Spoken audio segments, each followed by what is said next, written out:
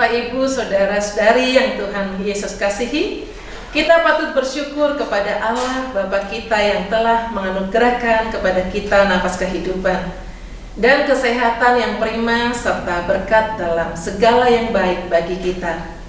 Juga berkenan membawa kita bersama-sama hadir dalam ibadah online yang mari ke-257 hari ini, Sabtu 20 September 2025, dalam sesi kesehatan dengan tema mengenal dan mengendalikan dermatitis atopik. Sebagai narasumber, Ibu Dr. Windy Miryana Mitraya Mari dari Madiun, Jawa Timur. Mari kita mulai ibadah online yang mari ke-257 ini dalam doa. Segala puji syukur kami naikkan di hadapan hadirat-Mu Bapa di surga, karena kebaikan Tuhan kami boleh ada sampai hari ini. Kami bersyukur buat kemurahan Tuhan yang memberkati kami setiap hari. Hingga saat ini kami boleh melangsungkan ibadah online yang mari ke-257. Kiranya kasih dan anugerah-Mu memberkati kami. Di sesi kesehatan ini kami boleh mengerti banyak tentang kebaikan Tuhan lewat kesehatan. Berkati hamba-hamba-Mu yang melayani, baik Dr. Windy maupun tim penata layanan, kiranya urapan-Mu atas setiap kami. Terpujilah Tuhan dalam nama Yesus. Haleluya. Amin. Bapak, Ibu, Saudara-saudari yang dikasihi Tuhan, sebelum kita melanjutkan ibadah online yang mari sesi kesehatan ini, sebagai dasar firman Tuhan, mari kita membaca dari Mazmur 103 ayat 2 dan ayat yang ketiga yang berkata, "Pujilah Tuhan hai jiwaku, dan janganlah lupakan segala kebaikannya. Dia yang mengampuni segala kesalahanmu, yang menyembuhkan segala penyakitmu." Ayat ini mengingatkan kita bahwa kesehatan adalah bagian dari kebaikan dan kemurahan Tuhan. Saat kita sehat, kita bisa memuji dan melayani Dia, serta menjadi berkat bagi orang lain. Jadi jika setiap hari kita dapat bernafas, kita dapat berjalan, kita dapat bekerja dan beraktivitas, semua itu bukan semata-mata karena kekuatan kita, melainkan karena kemurahan Tuhan. Banyak orang yang sedang berjuang melawan sakit dan penderitaan, namun kita masih diberi kesempatan untuk menikmati kesehatan. Itu adalah anugerah Tuhan, bukan semata-mata hasil usaha kita sendiri. Mari kita tetap kuat di dalam Tuhan dan memuliakan namanya. Amin. Sahabatnya mari yang dikasihi Tuhan, mari kita memuji Tuhan dengan pujian yang berkata kemurahan Tuhan. Kita bersyukur sebab oleh karena kemurahan Tuhan, kita masih ada sampai hari ini.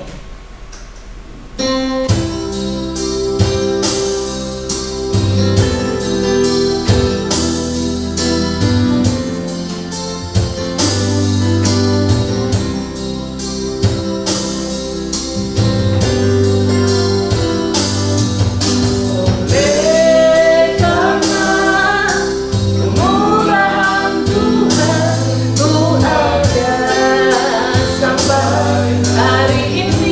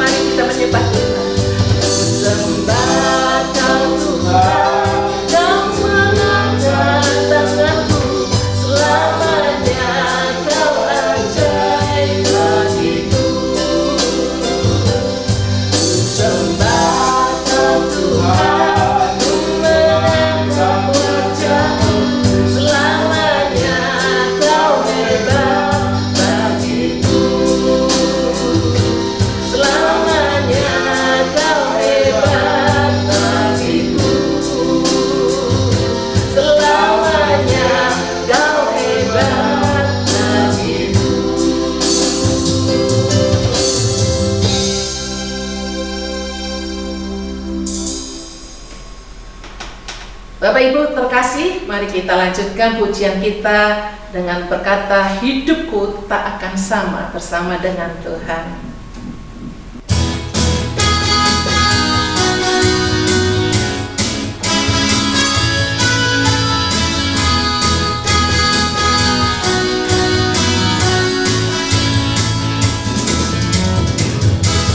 Kaulah satu-satunya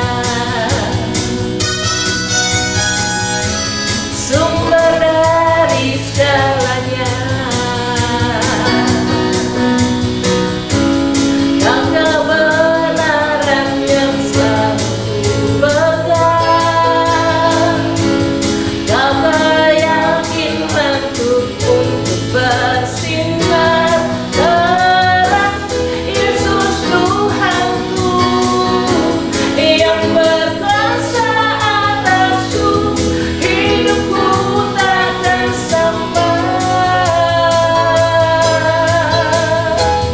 Ku tahu sungguh anugerah-Mu bagiku, hidupku takkan sama. Kaulah satu-satunya sumber dari segalanya. Kau kebenaran yang selalu kupegang. Kau keyakinanku untuk bersinar terang. Yesus Tuhanku yang berkuasa atasku, hidupku takkan sama. Ku tahu sungguh anugerah-Mu bagiku, hidupku takkan sama. Kaulah alasan untukku hidup, hanya menyenangkan-Mu. Kaulah alasan untukku hidup, hanya menyenangkan-Mu. Yesus Tuhanku yang berkuasa atasku, hidupku takkan sama. Ku tahu sungguh anugerah-Mu bagiku, hidupku takkan sama. Hidupku takkan sama.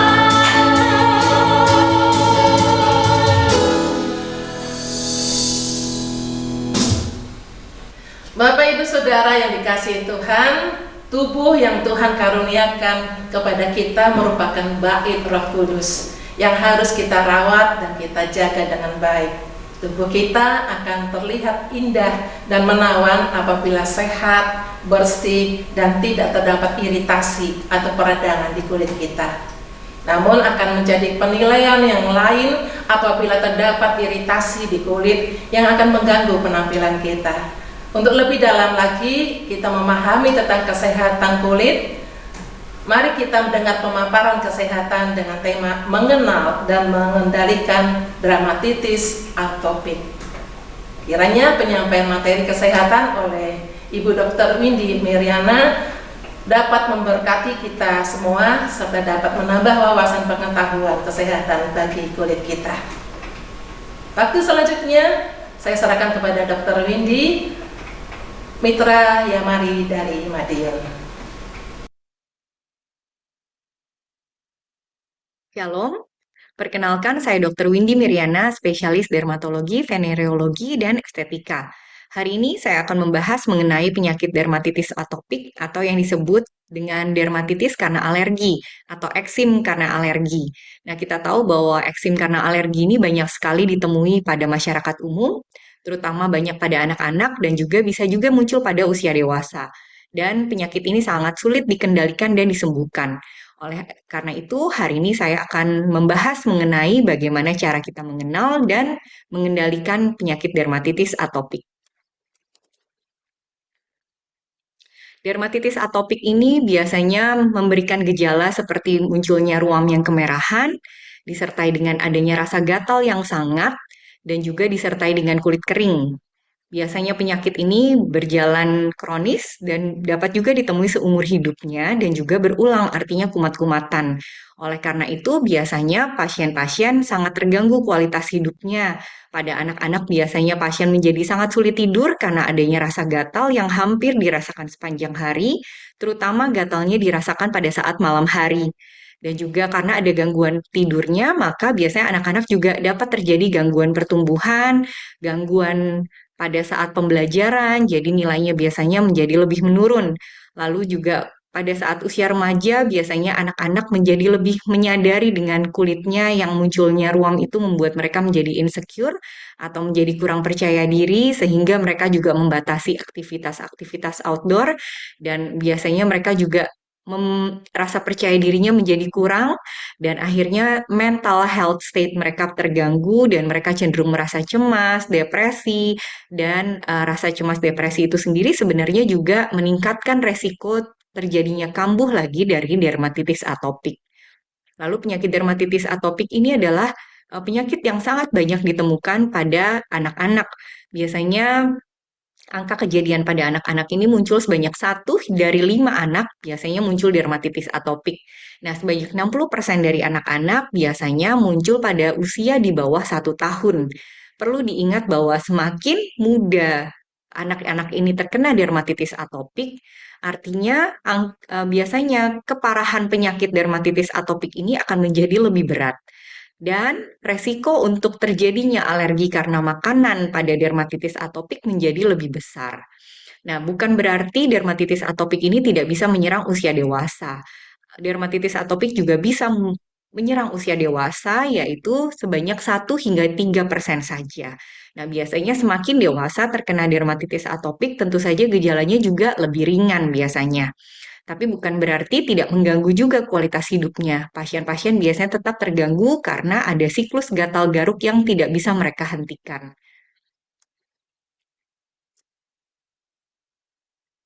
Nah, sebenarnya faktor penyebab dari dermatitis atopik atau eksim karena alergi ini ada banyak faktor, biasa disebut dengan multifaktorial, bukan hanya satu penyebab saja. Dan yang pertama adalah faktor genetik, jadi adanya faktor keturunan. Faktor keturunan ini memegang peranan yang sangat penting, yaitu sebesar 50-80% penyakit alergi ini disebabkan karena faktor turunan. Jika ada satu orang tuanya yang memiliki riwayat alergi dalam hal ini adalah dermatitis atopik atau alergi di kulit, biduran, atau bisa juga alergi bersin-bersin di hidung ataupun asma. Nah, maka anak-anaknya memiliki resiko terkena dermatitis atopik sebanyak 20 hingga 40%. Tetapi jika kedua orang tuanya memiliki riwayat alergi, maka anak-anaknya memiliki resiko terkena dermatitis atopik lebih besar lagi, yaitu sebanyak 50 hingga 80%. Nah, pada saat terjadi turunan dari riwayat alergi, maka ada yang terjadi dengan ada yang namanya disebut dengan mutasi gen filagrin. Filagrin ini adalah seharusnya dia bertanggung jawab untuk memproduksi protein yang dapat melindungi sawar kulit atau skin barrier. Tapi karena ini rusak, maka skin barrier-nya juga menjadi kurang sempurna. Nah, pada dermatitis atopik itu sendiri memang terjadi gangguan pada sawar kulit atau skin barrier. Dari gambar ini saya sediakan gambar. Dari gambar ini kita bisa lihat sebelah kiri ini adalah kulit yang normal, sebelah kanan ini adalah kulit yang mengalami dermatitis atopik. Kita lihat kulit yang normal, bagian lapisan kulit atasnya ini rapat ya, tersusun dengan rapat, sedangkan kulit yang dermatitis atopik ini tidak beraturan. Jadi dia renggang-renggang dan juga lapisan lemak di bawahnya ini juga renggang-renggang, sehingga dengan renggang-renggangnya dan keringnya lapisan kulit bagian atas ini, maka resiko dari bahan alergen yang ada di luar bakteri, dan juga bahan-bahan iritan yang ada di luar itu dapat masuk ke kulit lebih mudah daripada pasien-pasien yang tidak mengalami gangguan skin barrier. Begitu pula dengan kelembapan yang ada di dalam kulit, itu biasanya juga akan lebih mudah menguap. Sehingga kulit-kulit pasien alergi ini biasanya cenderung lebih kering dan ini sebenarnya juga memperburuk dari gejala dermatitis atopik ini sendiri. Lalu teori yang ketiga adanya gangguan sistem imun. Yang keempat yaitu gangguan dari mikrobiom. Mikrobiom ini sebenarnya mikrobiota kulit bakteri yang secara normal hidup di kulit manusia. Tetapi pada kondisi dermatitis atopik, biasanya bakteri-bakteri ini tidak berkembang dengan baik sehingga ditumpangi oleh bakteri-bakteri yang bersifat patogen atau yang dapat membuat menjadi penyakit. Sehingga pasien-pasien dengan dermatitis atopik biasanya lebih rentan terkena infeksi daripada kulit yang normal. Dan yang kelima yaitu adanya faktor eksternal atau lingkungan seperti food allergy. Tapi perlu diingat bahwa food allergy ini hanya memegang peranan sebesar 40% saja. Biasanya angka kejadian food allergy pada dermatitis atopik ini hanya sebesar 40%. Jadi tidak semua pasien dermatitis atopik ini disebabkan atau dicetuskan karena food allergy. Ada faktor-faktor pencetus lainnya yang menyebabkan dermatitis atopik ini menjadi kambuh. Salah satunya yaitu cuaca dingin atau udara kering yang membuat kulitnya semakin kering. Ingat tadi bahwa salah satu penyebab dari dermatitis atopik akibat gangguan dari skin barrier. Cuaca yang dingin dan udara yang kering akan memperparah terjadinya dermatitis atopik itu tadi. Lalu sabun-sabun tertentu, deterjen, dan parfum. Sabun ini biasanya sabun-sabun yang mengandung antiseptik, yang memiliki busa yang tinggi, bahan deterjen yang tinggi, yang bersifat iritatif, lalu parfum-parfum tertentu atau bahan-bahan tertentu sabun yang mengandung warna tertentu itu juga akan dapat mencetuskan kekambuhan dari dermatitis atopik ini sendiri. Oleh sebab itu kita perlu bijak memilih sabun dan juga pembersih-pembersih lainnya untuk pasien-pasien dermatitis atopik. Dan yang ketiga yaitu pencetusnya adalah debu, tungau. Tungau itu biasanya kita tidak bisa lihat dengan kasat mata, kita bisa lihat dengan mikroskop biasanya. Tungau itu biasanya seringkali ada di kasur, di bantal, atau di karpet-karpet yang jarang dibersihkan, ataupun bulu binatang. Itu adalah faktor alergen yang dapat mencetuskan dermatitis atopik. Dan juga stres psikologis yang tadi sempat saya singgung di awal, bahwa stres psikologis ini memiliki peran tertentu juga dalam mencetuskan dermatitis atopik. Ada suatu jalur yang disebut dengan psikoneuroimunologi yang akibatnya dapat membuat dermatitis atopik ini menjadi kambuh kembali. Lalu food allergy ini juga memegang peranan sebesar 40% dari pasien biasanya juga bisa muncul alergi dermatitis atopik ini karena alergi karena makanan-makanan tertentu. Tapi yang perlu diingat, tidak semua dermatitis atopik disebabkan karena alergi makanan. Ada banyak faktor lainnya yang dapat mencetuskannya. Oleh sebab itu, kita perlu mengetahui faktor pencetus dari dermatitis atopik tiap-tiap orang. Karena tidak semua orang yang mengalami dermatitis atopik memiliki faktor pencetus yang sama.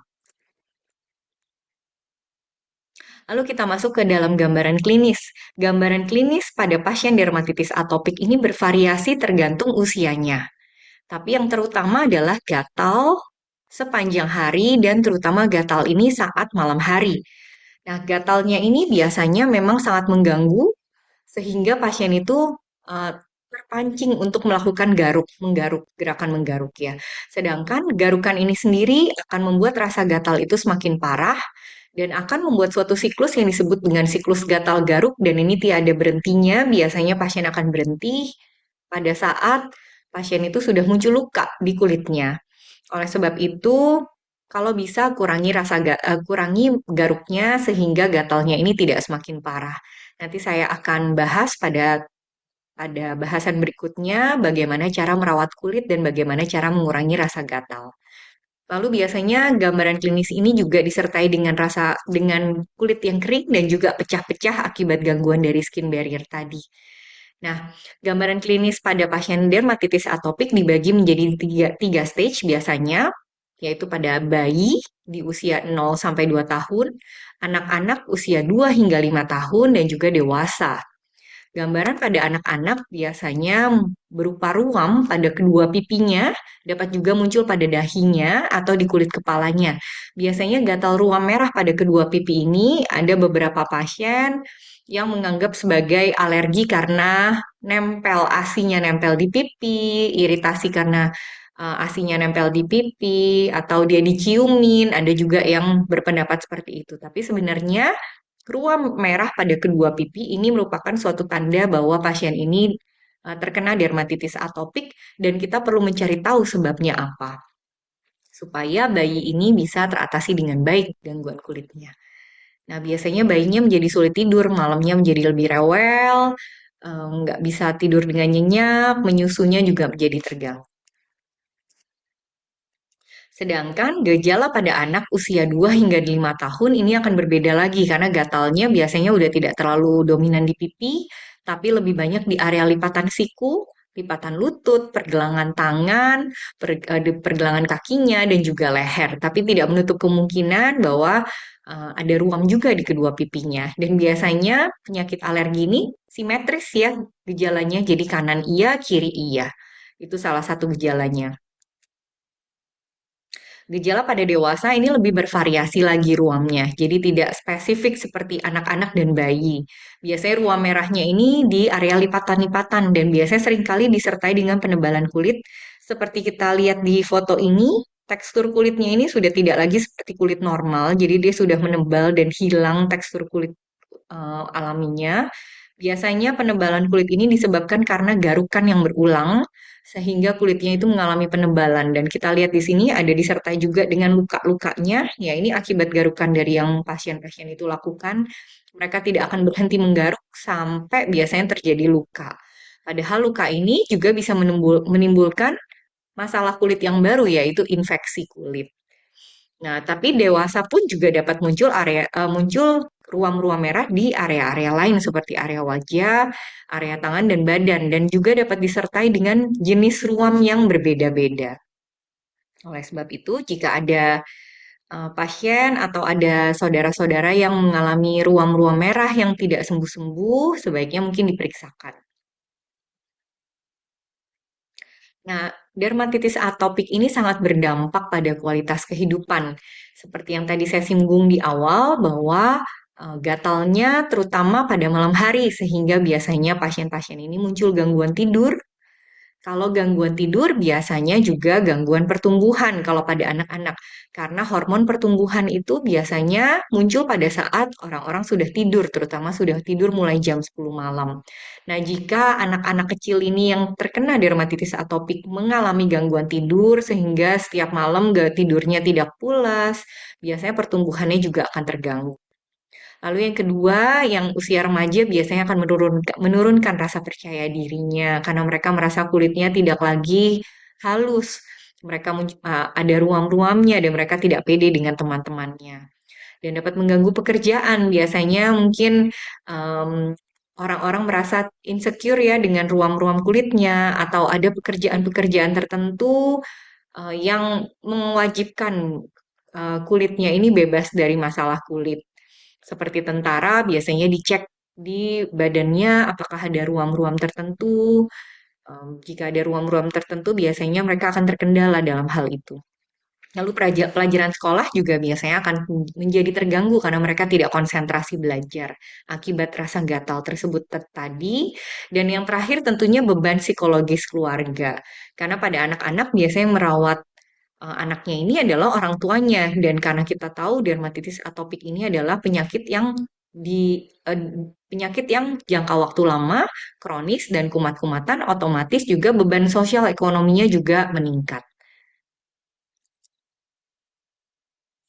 Nah, apa yang bisa dilakukan untuk melakukan pemeriksaan penunjang? Pemeriksaan penunjang ini dilakukan untuk mengetahui atau mengeliminasi dari faktor-faktor pencetusnya supaya kita bisa tahu. Ada beberapa hal yang bisa kita lakukan di laboratorium.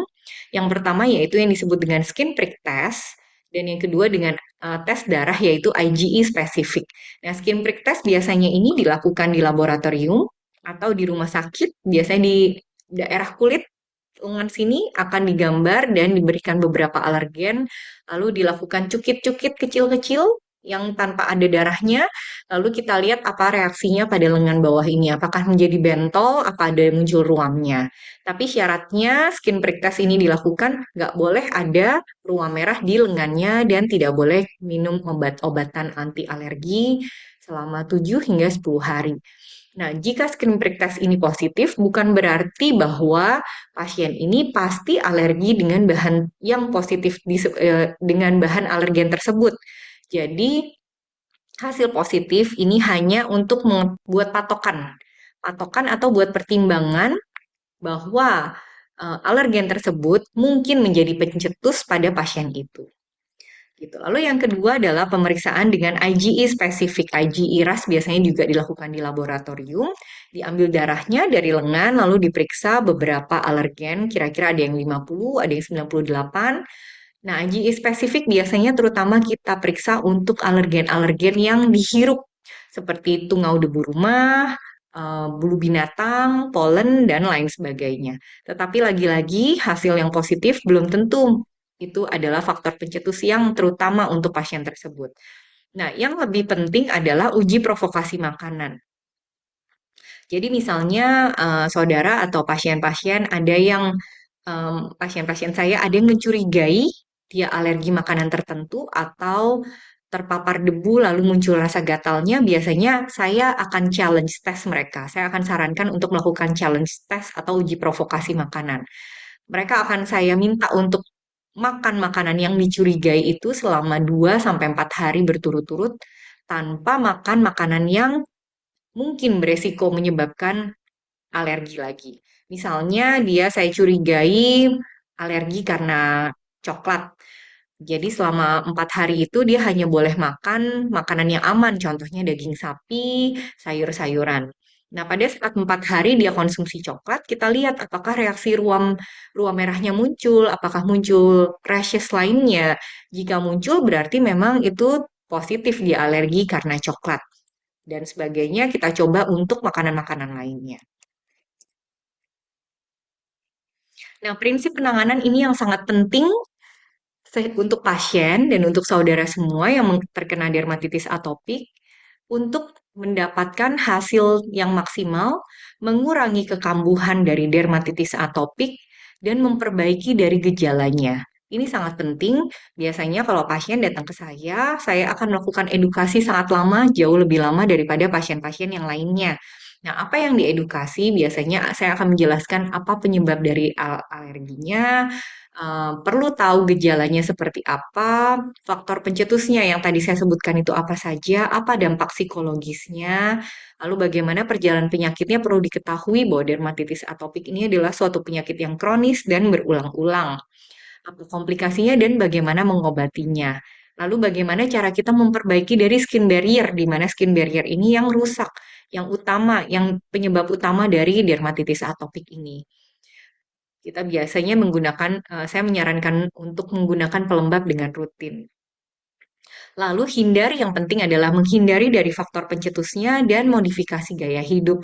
Perlu tahu apa faktor pencetus yang menyebabkan ruam pada kulitnya, karena tiap pasien itu berbeda, tidak bisa sama, tidak bisa langsung nggak boleh makan ini, itu, karena tiap orang berbeda dan penyebabnya pun berbeda. Jadi tiap-tiap orang harus mengenali faktor pencetusnya pada orang itu sendiri apa. Lalu kita harus menghilangkan peradangan ruam yang ada di kulit itu biasanya terjadi peradangan dan ini akan diresepkan oleh dokter salep untuk mengurangi peradangannya atau jika diperlukan obat-obatan yang diminum. Nah, ini adalah perawatan dasar rutin yang utama yang harus dilakukan secara terus-menerus oleh pasien dermatitis atopik. Yang pertama adalah memilih sabun yang baik. Sabun ini sangat penting dalam pemilihannya sehingga tidak memperparah dari dermatitis atopiknya. Yang pertama harus sudah dites secara dermatologis bahwa sabun ini aman. Lalu yang kedua hypoalergenik, tidak membuat reaksi alergi, tidak ada bahan-bahan yang menyebabkan reaksi alergi. Lalu tidak ada pewarna sintetis, tidak mengandung pengharum atau parfum. Lalu kalau bisa itu juga pH-nya 5,5 sama dengan pH kulit kita karena semakin tinggi pH biasanya itu akan membuat kulit semakin teriritasi. Contohnya sabun-sabun yang banyak busanya, sabun-sabun yang mengandung antiseptik itu juga akan membuat iritasi pada kulit lebih parah. Dan juga sabun yang tidak mengandung SLS itu adalah sabun yang lebih baik untuk kulit-kulit pasien alergi. Jadi biasanya disarankan kepada orang-orang yang dermatitis atopik itu adalah sabun yang tidak terlalu banyak busanya, sabun yang tidak ada warna dan tidak ada pewanginya. Lalu yang kedua, kita biasanya sarankan juga mandi pada pasien dermatitis atopik hanya 1 hingga 2 kali sehari, terutama anak-anak yang berat, biasanya mandi hanya 1 hingga 2 kali sehari dan tidak boleh terlalu lama, maksimal 10 hingga 15 menit. Karena air itu sendiri sifatnya pH-nya basah dan itu sifatnya mengiritasi kulit kita. Dan airnya tidak boleh terlalu panas, itu juga akan sangat mempengaruhi. Setelah mandi, dalam waktu 3 menit, itu sudah harus menggunakan pelembab, moisturizer, di seluruh area kulit yang terasa kering dan suka muncul ruam alerginya. Pelembab ini dipakai sesering mungkin, dan pelembab-pelembab ini dipakai minimal 4-5 kali sehari di semua area yang kering-kering, terutama area yang sering terkena air dan juga yang sering muncul ruam-ruamnya. Lalu hindari menggaruk. Menggaruk ini akan memperparah dari ruamnya dan meningkatkan resiko infeksi. Jadi kalau bisa hindari menggaruk. Pelembab-pelembab yang sekarang sudah dijual khusus untuk orang alergi, biasanya mereka sudah mengandung bahan-bahan yang untuk mengurangi rasa gatal. Jadi begitu dioles moisturizer atau pelembab, tunggu kira-kira 3 menit hingga 5 menit, biasanya rasa gatalnya itu akan sangat mereda, tapi tidak boleh menggaruk. Lalu tips yang berikutnya adalah menjaga kelembapan suhu ruang, nggak boleh terlalu kering, dijaga supaya cukup lembab, tapi juga tidak boleh terlalu panas. Dan yang terakhir, yang kelima yaitu menggunakan baju-baju atau pakaian yang longgar, yang halus seperti katun itu supaya tidak mengiritasi kulit kita. Nah, terapi-terapi ini biasanya kita berikan, saya yang memberikan, dokter-dokter, spesialis kulit dan kelamin, dermatologi, venerologi, akan memberikan pada pasien-pasien dermatitis atopik sesuai dengan derajat keparahannya. Biasanya yang paling mudah kita berikan adalah salep. Salep yang untuk mengurangi peradangan. Nah, salepnya ini juga akan diberikan tergantung dari kebutuhannya pasien masing-masing. Lalu, jika salep itu tidak cukup mengatasi gangguan kulitnya, maka akan diberikan juga obat minum. Bisa beberapa jenis juga tergantung dari keparahan kulitnya dan juga bisa dilakukan fototerapi. Jadi terapi dengan sinar untuk pasien-pasien yang gejalanya ringan sampai sedang. Biasanya kita gunakan Neuroband UVB.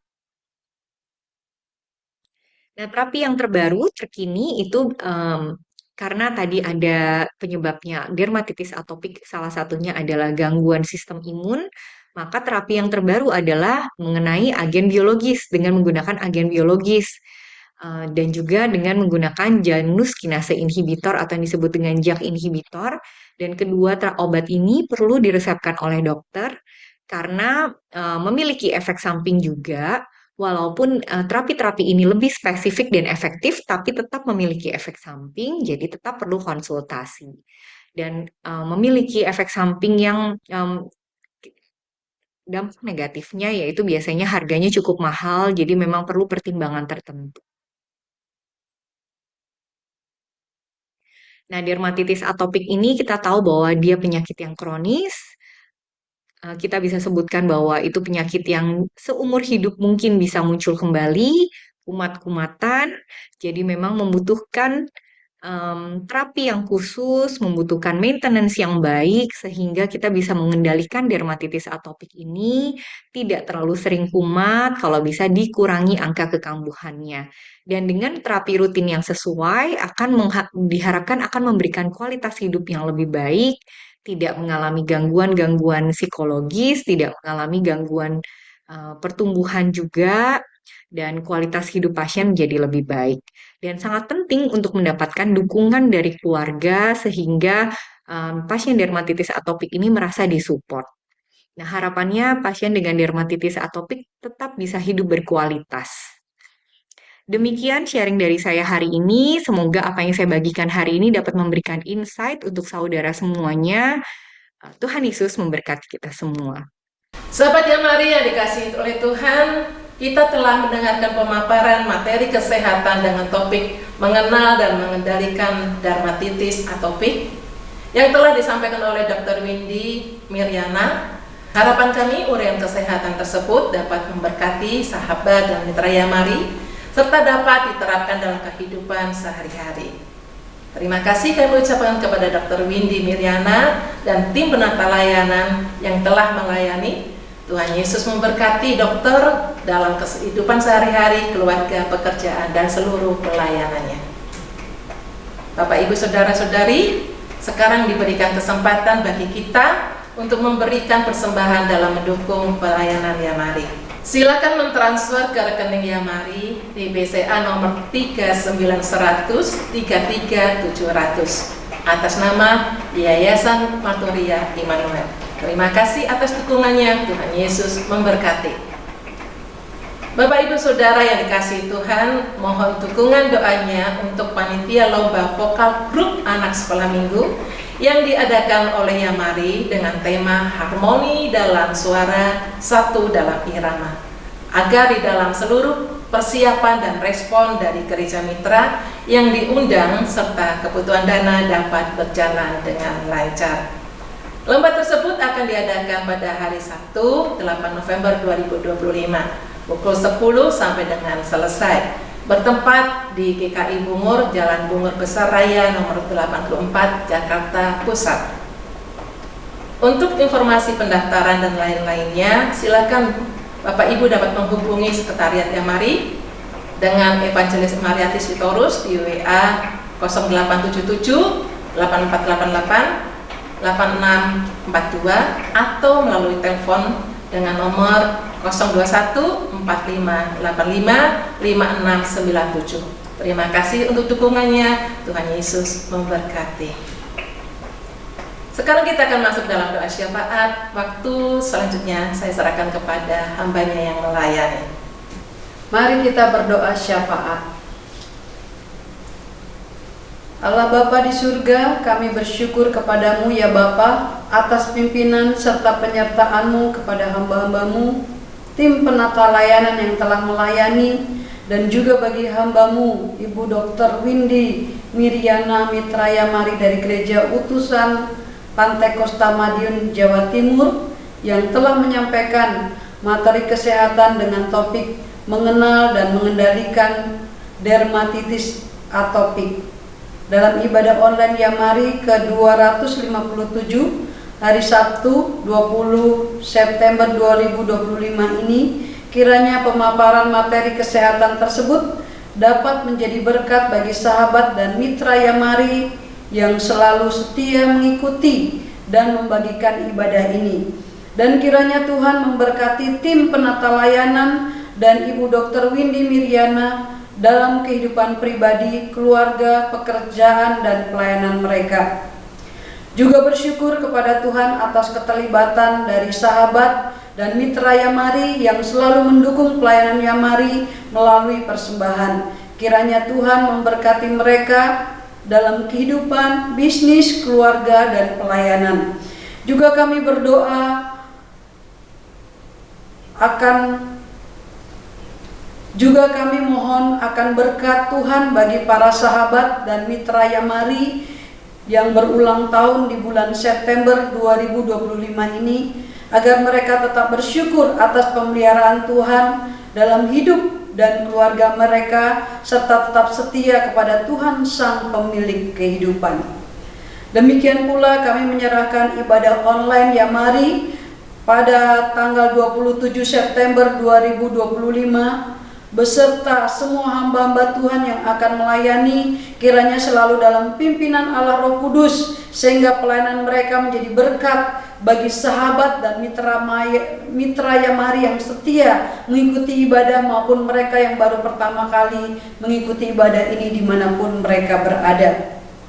Allah Bapa di surga, kami berdoa untuk Yamari yang akan mengadakan lomba vokal grup sekolah minggu dengan tema harmoni dalam suara, satu dalam irama, yang akan dilaksanakan pada hari Sabtu 8 November 2025 bertempat di GKI Bungur, Jalan Bungur Besar Raya, Jakarta Pusat. Kiranya Tuhan yang menuntun dan memberkati panitia dalam seluruh persiapan dan respon dari gereja-gereja mitra yang diundang. Demikian pula kebutuhan dana, kami yakin dalam pimpinan Tuhan semua dapat berjalan dengan lancar, sehingga melalui acara ini generasi muda gereja terus mengembangkan diri dalam memuji Tuhan. Juga kami berdoa untuk tenaga misi ULB yang diutus Tuhan melalui Yamari bersama Garam Budaya ke daerah pelayanan dan kebutuhan dana untuk menolong hamba-Mu dalam seluruh pelayanannya. Kiranya Tuhan Yesus memberkati agar ada anak-anak Tuhan yang menjadi perpanjangan tangan Tuhan melalui Yamari dan Garam Budaya. Allah Bapa di surga, kami berdoa untuk pemulihan kesehatan Ibu Lisiana Sulaiman, Ibu Rina Rusianti, Ibu Bekti Widi, Saudara David Silitonga, Ibu Dian Yuliana, Ibu Ana Ninman, Ibu Lani Ludirja, Ibu Lina Herliana, dan Bapak Hadiku dan Ibu Jane Indrawati. Kiranya pemulihan yang sempurna datangnya dari Tuhan menjadi bahagian anak-anak-Mu ini ya Bapak. Bapak, kami juga berdoa bagi mereka yang sakit. Kami menyerahkan Bapak Anton Sugiarto, Bapak Yan Sendiki Suseno, Ibu Ivon, Saudara Irwan, Ibu Lilis, Ibu Hilda Tirtajaya, Bapak Matiu Ludirja, Ibu Hernita Ludirja, Bapak Pendeta Nathan, Ibu Since Sanjaya, Bapak Yakub Sabandar, Bapak Lius Linarko, Bapak Budianta Mustiari, Ibu Ongko, Ibu Juliana Hungu Hamu, Ibu Teresia Pranata, Juliana Karirihara, Bapak John Saputra, Bapak Pendeta Gunawan Setia Dharma, Ibu Sylvia Tunggalwijaya, Ibu Deborah Tabita Liu, Bapak Setiawan Atmaja, Ibu Jumailiang, Saudara Gebi Esther Sitorus, Ibu Pendeta Iswari Setianti, Ibu Rambungana, dan bayi Kegan Kusmulyadi. Bulan November akan operasi penyambungan tenggorokan dan lambung. Juga Bapak Pendeta Andreas Abdianto tanggal 25 Oktober 2025 akan operasi pinggul dan kebutuhan dana. Di dalam nama Tuhan Yesus, kuasanya tidak pernah berubah, menyembuhkan anak-anak-Mu dari setiap sakit mereka, serta memberkati obat yang digunakan, serta juga tim medis yang merawat mereka. Demikian pula sahabat dan mitra Yamari lainnya yang tidak dapat kami sebutkan nama mereka, namun saat ini mengharapkan pertolongan Tuhan. Kiranya anugerah-Mu terjadi bagi mereka, dan Tuhan pun memberikan jalan keluar dari setiap masalah yang dihadapi, juga kesembuhan bagi yang sakit. Allah Bapa di surga, terimalah doa dan permohonan serta ucapan syukur kami kepadamu. Doa ini kami panjatkan hanya di dalam nama Tuhan Yesus, Juru Selamat dan Penebus dosa kami. Amin. Bapak Ibu Saudara, kita akan mengakhiri ibadah ini dengan menerima doa berkat. Namun sebelumnya kita akan menaikkan pujian doa Yabes.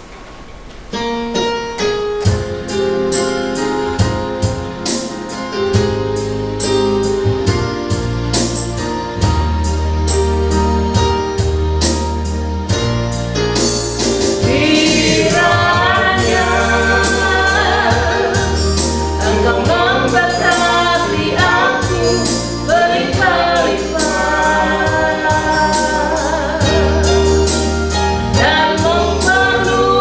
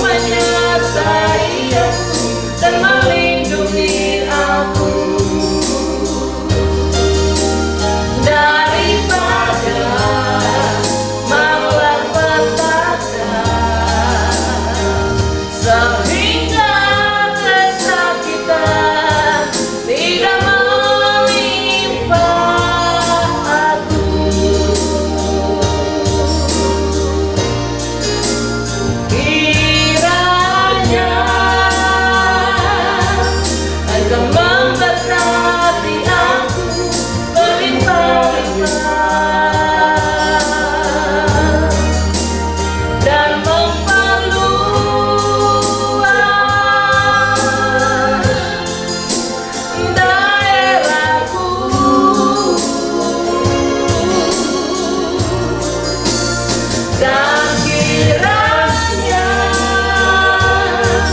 tanganmu menyertai aku dan melindungi aku daripada malapetaka, sehingga kesakitan tidak menimpa aku.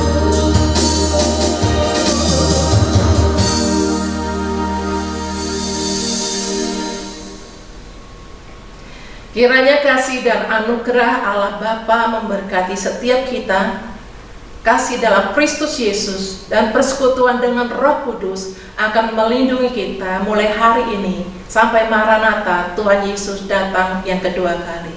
Amin.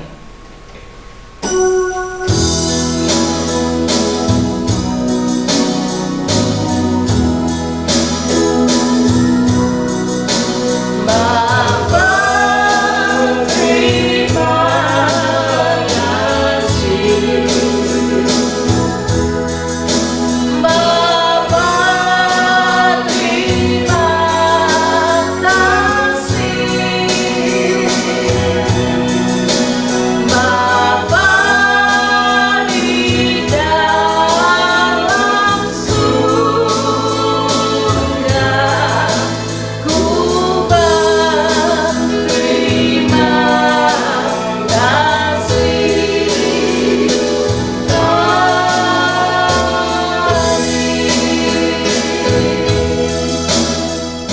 Kita akan kembali bertemu di ibadah online yang mari kali 258. Tuhan Yesus memberkati.